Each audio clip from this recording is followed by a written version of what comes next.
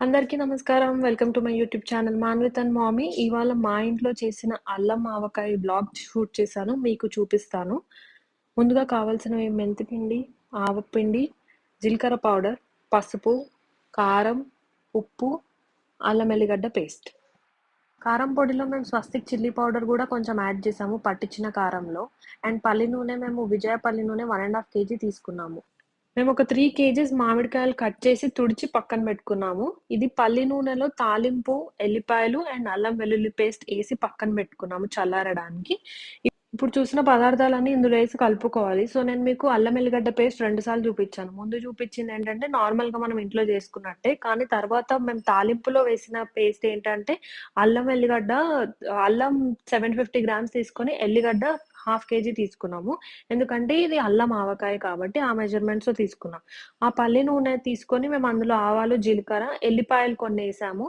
ఆ నూనె చల్లారిన తర్వాత అందులో కొంచెం అదే వేడికవుతుందని జెప్పి అల్లం వెల్లుల్లి పేస్ట్ అందులో ఏసాము. టేస్ట్ బావుంటుంది అని చెప్పి అలా. సో, ఇప్పుడు అవన్నీ కలిపినవన్నీ తీసుకొని ఇందులో ఏసి బాగా కలుపుకోవడమే.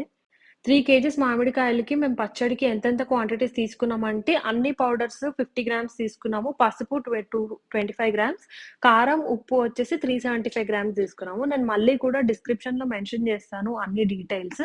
కావాల్సిన వాళ్ళు డిస్క్రిప్షన్ చెక్ చేయండి.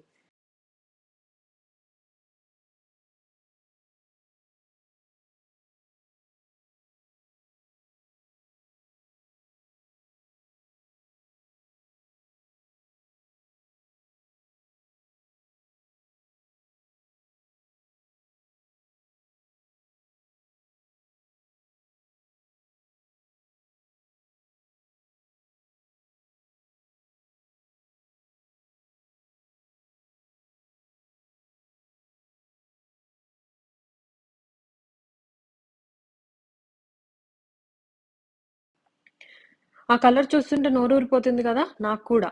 అల్లం ఆవకాయ చాలా బావుంటుందండి. మీరు గూడా ట్రై చేయండి. నాకైతే ఎప్పుడెప్పుడు తినాలా అని వెయిటింగ్ చేస్తుండే మా మమ్మీ కలుపుతున్నప్పుడు. మా అమ్మ చేతి ఆవకాయ. వీడియో నచ్చినట్టయితే లైక్ చేయండి, షేర్ చేయండి, సబ్స్క్రైబ్ చేయండి. Thank you.